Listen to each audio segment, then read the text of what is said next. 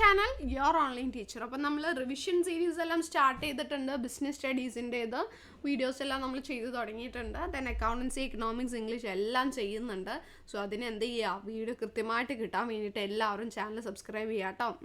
Daily videos ഒത്തിരി വരുന്നുണ്ട്. എല്ലാം നിങ്ങൾക്ക് ഹെൽപ്ഫുൾ ആകുന്ന വീഡിയോസ് ആയിരിക്കും. പിന്നെ മക്കളെ, നമ്മൾ 199 ക്രിസ്മസ് എക്സാം ബാച്ച് സ്റ്റാർട്ട് ചെയ്തിട്ടുണ്ട്. ഒത്തിരി പേര് അഡ്മിഷൻ എടുത്തിട്ടുണ്ട്. നിങ്ങൾ ആരെങ്കിലും ജോയിൻ ചെയ്യാൻ താല്പര്യപ്പെട്ട് നിൽക്കുന്നവരുണ്ട് എന്നുണ്ടെങ്കിൽ hi+2 ക്രിസ്മസ് എന്ന് താഴെ കാണുന്ന വാട്സപ്പ് നമ്പറിൽ മെസ്സേജ് ചെയ്താൽ കംപ്ലീറ്റ് ഡീറ്റെയിൽസ് നിങ്ങൾക്ക് അയച്ചു തരുന്നതായിരിക്കും കേട്ടോ. നിങ്ങൾ ഈ ക്ലാസ്സിലേക്ക് ബാച്ചിലേക്ക് ജോയിൻ ചെയ്ത് കഴിഞ്ഞാൽ നിങ്ങൾക്ക് ഒരു നഷ്ടവും ഫീൽ ചെയ്യില്ല കേട്ടോ. നിങ്ങൾക്ക് കംപ്ലീറ്റ് ആയിട്ട് ബെനിഫിറ്റ് മാത്രമേ കിട്ടുള്ളൂ. സോ നമ്മൾ അക്കൗണ്ടിങ് ഫോർ പാർട്ട്ണർഷിപ്പ് ബേസിക് കൺസെപ്റ്റ്സിലെ ഇമ്പോർട്ടൻ്റ് ആയിട്ടുള്ള ക്വസ്റ്റ്യൻസ്, അതിൻ്റെ റിവിഷനാണ് നോക്കുന്നത്. ഇതിൽ നിന്ന് വെയിറ്റേജ് ഏകദേശം 8 മാർക്കിനാണ് വരുന്നത്. നമുക്ക് ടോട്ടൽ 40 മാർക്കിൻ്റെ 8 മാർക്ക് ഇതിൽ നിന്ന് വരാൻ സാധ്യതയുണ്ട്. 2024 വെയിറ്റേജ് അനുസരിച്ചിട്ടോ 8 മാർക്കാണ് ഇതിൽ നിന്ന് വരാം. അപ്പം നമുക്ക് അത് ഓരോന്നായിട്ട് അതിൽ ചെറിയ ചെറിയ ടോപ്പിക്സ്, ക്വസ്റ്റ്യൻ ആൻഡ് ആൻസേഴ്സ് ആയിട്ട് നമുക്ക് പഠിക്കാം. ക്വസ്റ്റ്യൻ ആൻഡ് ആൻസേഴ്സ് നോക്കി 1 വേർഡും 3 മാർക്സും ഒക്കെ ഇതിലുണ്ട്. പാർട്ട്നേഴ്സ് ആർ എൻടൈറ്റിൽഡ്, ആ ഒരു 8 മാർക്ക് കിട്ടാൻ പാകത്തിനുള്ള റിവിഷൻ ആയിട്ട് ഈ വീഡിയോയിൽ ചെയ്യുന്നത്. 8 മാർക്ക് നിങ്ങളുടെ പോവരുത്. So, partners are entitled to get which among the following if the partnership deed is silent? Partnership deed silent ആണെങ്കിൽ ഇതിലേതാണ് പാർട്ട്നേഴ്സിന് കിട്ടുക?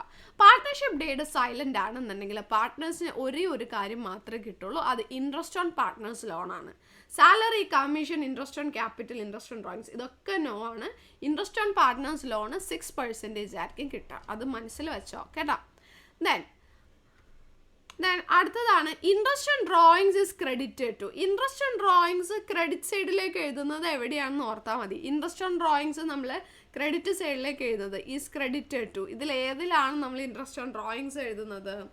ഇൻട്രസ്റ്റ് ഓൺ ഡ്രോയിങ്സ് നമ്മൾ എഴുതും? പാർട്ട്നേഴ്സ് ക്യാപിറ്റൽ അക്കൗണ്ടിലാണെന്നുണ്ടെങ്കിൽ നമ്മൾ ഡെബിറ്റ് സൈഡിൽ എഴുതാം. പാർട്ട്നേഴ്സ് കറണ്ട് അക്കൗണ്ട് ഡെബിറ്റ് സൈഡിലാണ്.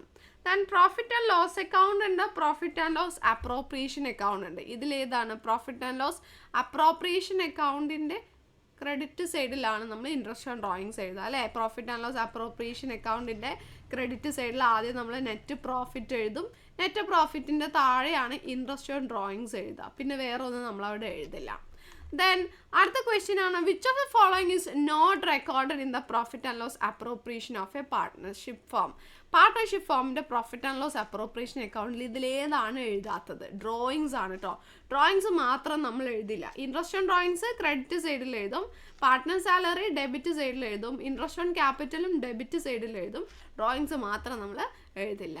ദെൻ XYZ 3 പാർട്ട്നേഴ്സ്, അവരുടെ റേഷ്യോ 3:2:1 ആണ്. ഇസഡിന് ഗ്യാരണ്ടി കൊടുത്തിരിക്കുകയാണ്. അതായത് എക്സും വൈയും കൂടി പറഞ്ഞേക്കാണ് മിനിമം 8,000 രൂപയെങ്കിലും പ്രോഫിറ്റ് തന്നേക്കാം എന്ന് പറയുന്നു. then ആ വർഷത്തെ മൊത്തം പ്രോഫിറ്റ് 30,000 രൂപയാണ്. അങ്ങനെയാണെങ്കിൽ എക്സിന് എത്ര പ്രോഫിറ്റ് കിട്ടും എന്നാണ് ചോദിക്കുന്നത്. മൊത്തം പ്രോഫിറ്റ് 30,000 രൂപ. 30,000 ഇൻറ്റു എക്സിൻ്റെ ഷെയർ ഓഫ് പ്രോഫിറ്റ് ഇതിൽ ചോദിച്ചിരിക്കുന്നത് കേട്ടോ. ഇതിൽ ഗ്യാരണ്ടി കൊടുത്തിരിക്കുന്നത് ഇസഡിനാണ്. അപ്പോൾ ഇവിടെ ഗ്യാരണ്ടിക്ക് വ്യത്യാസമില്ല. ഇനി ഇത് ക്വസ്റ്റ്യനിൽ തെറ്റ് വന്നിരിക്കുന്നതാണോ എന്നുള്ളത് നമുക്ക് നോക്കാം. ഓക്കെ നോക്കാം. എന്തായാലും എക്സിൻ്റേതല്ല ചോദിച്ചിരിക്കുന്നത്. അപ്പോൾ 30,000 എക്സിൻ്റെ ഷെയർ എത്ര? 3 ആണ്. 3/6 ആണ് എക്സിൻ്റേത് വരെ. 3/6. സോ 30,000 ഇൻറ്റു 3/6 എന്ന് പറയുമ്പോൾ 15,000 രൂപയാണ് എക്സിൻ്റെ വരാം. തന്നെ ഇതേപോലെ ഇസഡ് ആണല്ലോ. ഇസഡ് ആരാണ്? ഗ്യാരണ്ടി കൊടുത്തത് ഇസഡിനാണ്. ഇസഡിന് എത്ര കിട്ടും നോക്കാം. 30,000 ഇൻറ്റു 1 ഷെയർ അല്ലേ, 1/6.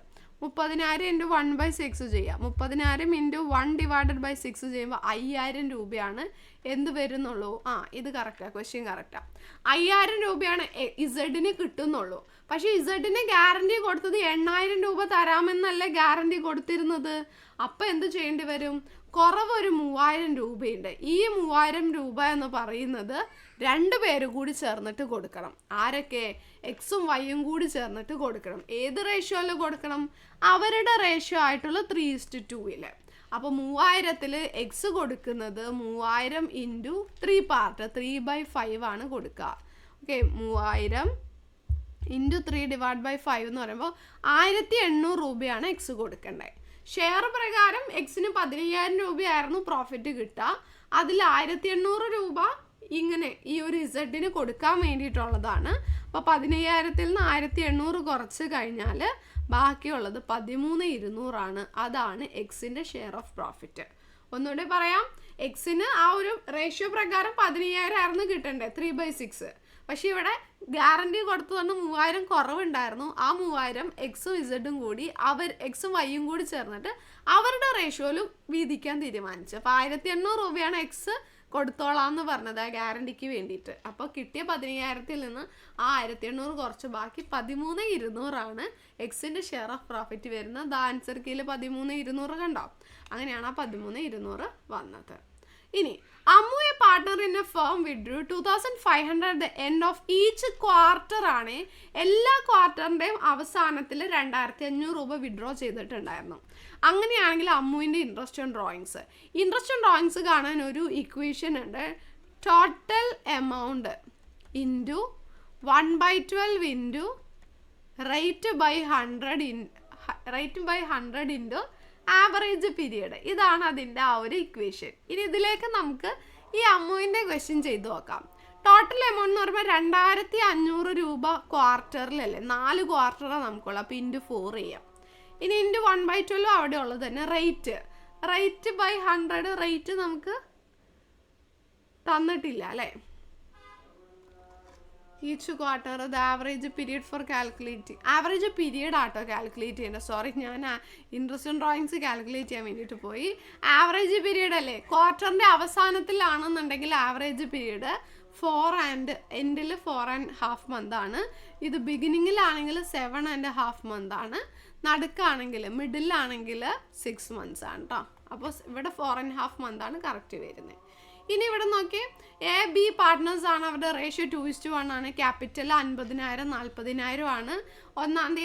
ജൂലൈ 1-ാം തീയതി ബി അഡീഷണൽ ക്യാപിറ്റൽ 10,000 കൊണ്ടുവന്നു. ഇൻട്രസ്റ്റ് ഓൺ ക്യാപിറ്റൽ 10% ആണ് നമ്മളോട് കാണാനാണ് പറഞ്ഞിരിക്കുന്നത്. അപ്പോൾ ഇൻട്രസ്റ്റ് ഓൺ ക്യാപിറ്റൽ കാണാൻ വേണ്ടിയിട്ട് എനെ സംബന്ധിച്ച് 50,000 രൂപ കൊണ്ടുവന്നു, അത്ര മാത്രമേ ഉള്ളൂ. അപ്പോൾ 50,000 ഇൻറ്റു 10/100. ഓക്കെ, 50,000 ഇൻറ്റു 10/100 ആണ് എന്ത് വരുന്നത്, എയിൻ്റെ ഇൻട്രസ്റ്റ് ഓൺ ക്യാപിറ്റൽ വരുന്നത്. 5,000 രൂപ കിട്ടും. ബീനെ സംബന്ധിച്ച് ബി 40,000 രൂപയെ കൊണ്ടുവന്നത്. So 40,000 into 10/100 4,000. അത് കൂടാതെ ഇടയ്ക്ക് 10,000 കൊണ്ടുവന്നില്ലേ, സോ 10,000 ഇൻറ്റു 10/100 ഇത് പറഞ്ഞുതരാം. ജൂലൈ 1-ാം തീയതിയാണ് കൊണ്ടുവന്നത്. ജൂലൈ 1 മുതൽ മാർച്ച് 31-നാണ് ബുക്ക് ക്ലോസ് ചെയ്യുന്നത്. അതുവരെ എത്ര മാസം ഉണ്ടെന്ന് നോക്കാം. July to March. അപ്പോൾ July, August, September, October, November, December, ജനുവരി, ഫെബ്രുവരി, മാർച്ച് 9 മാസം ഉള്ളത്, 9 മന്ത്സ്. അപ്പോൾ 9 മാസത്തെ ഇൻട്രസ്റ്റാണ് കാണേണ്ടത്. അതുകൊണ്ടാണ് ഇൻറ്റു 9/12 കൂടി ചെയ്തത്.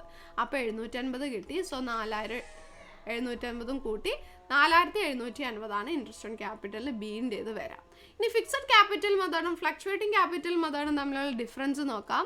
ഫിക്സഡ് ക്യാപിറ്റൽ മെത്തേഡിൽ 2 അക്കൗണ്ട് ഉണ്ട്. കറണ്ട് അക്കൗണ്ട്, ക്യാപിറ്റൽ അക്കൗണ്ടും. ഫ്ലക്ച്വേറ്റിംഗിൽ 1 അക്കൗണ്ട് ഉള്ളത് ക്യാപിറ്റൽ അക്കൗണ്ട് ആണ്.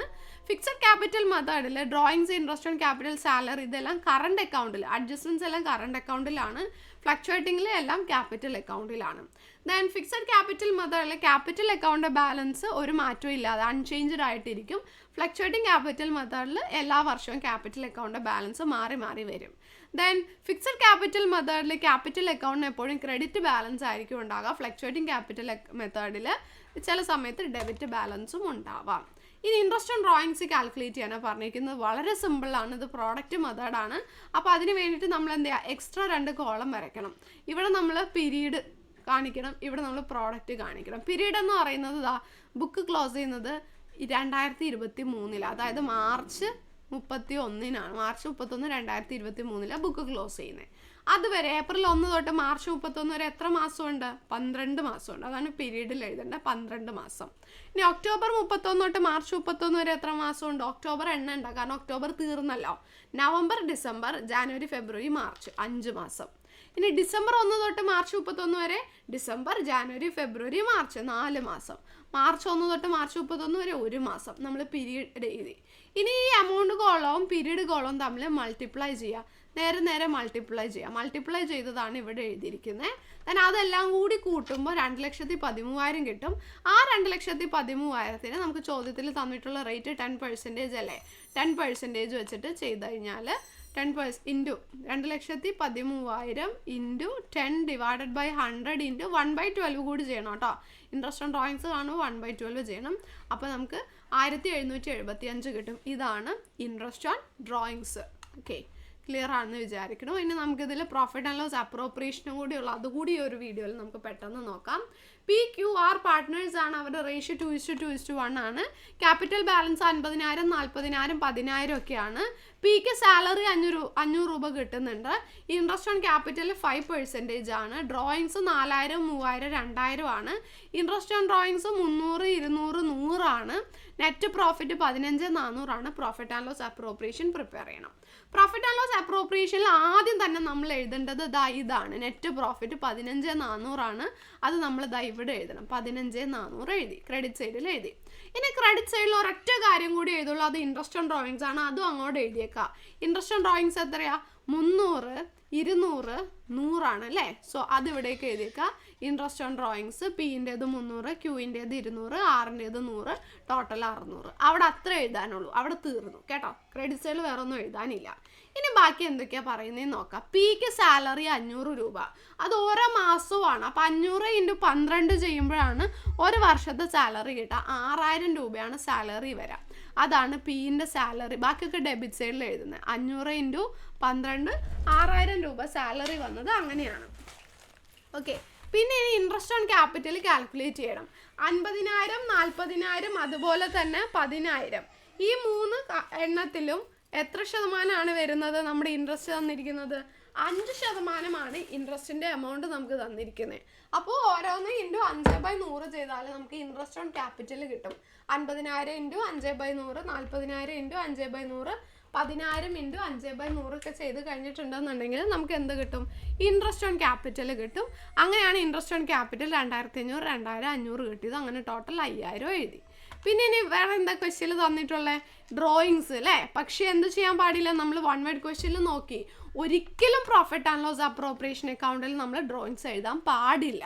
അപ്പോൾ ഇവിടെ ഇനി ഡ്രോയിങ്സ് ഒന്നും എഴുതാനില്ല. ഇത് വെറുതെ ബാലൻസ് ചെയ്താൽ മതി. 16,000, 16,000, അതിൽ നിന്ന് ഈ 6,000, 5,000 കൂടി കുറച്ച് കഴിയുമ്പോൾ 5,000 കിട്ടി. ഇതാണ് അവരുടെ profit. Profit transfer to capital account. പിക്കും ക്യൂവിനും ആറിനും അവരുടെ റേഷ്യോ ആയിട്ടുള്ള 2:2:1, അതായത് 5,000 × 2/5, 5,000 × 2/5, 5,000 × 1/5 എന്ന് പറയുമ്പോൾ നമുക്ക് 2,000, 2,000, 1,000 കിട്ടും. അങ്ങനെ അവർക്ക് പ്രോഫിറ്റ് കിട്ടി. ഇതോടുകൂടി നമ്മുടെ ഫസ്റ്റ് ചാപ്റ്ററിൻ്റെ 1 ഷോട്ട് റിവിഷൻ കഴിഞ്ഞിരിക്കുകയാണ്. വീഡിയോ ഹെൽപ്ഫുൾ ആയിട്ടുണ്ടാകുമെന്ന് വിചാരിക്കുന്നു. Thank you.